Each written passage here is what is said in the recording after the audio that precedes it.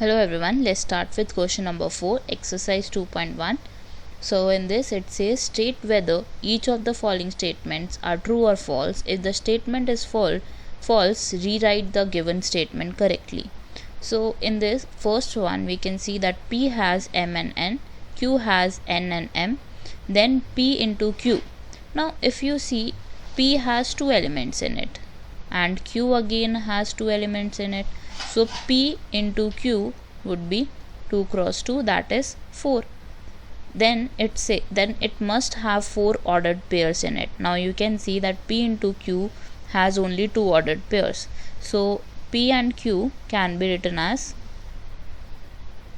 first M into M comma N, next will be M comma M, then next will be N comma N, then next will be N comma M.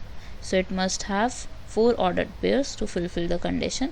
So therefore the first one is false, and replacing this you need to write this part.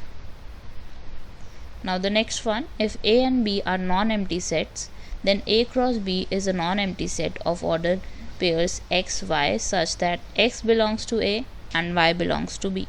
So this is very true. Now the next one we have, if A is 1 comma 2 and B is 3 comma 4, then A cross B intersection phi equals phi. So this is again true, because if you take B intersection phi. Now in third part we can see we have A cross B intersection phi.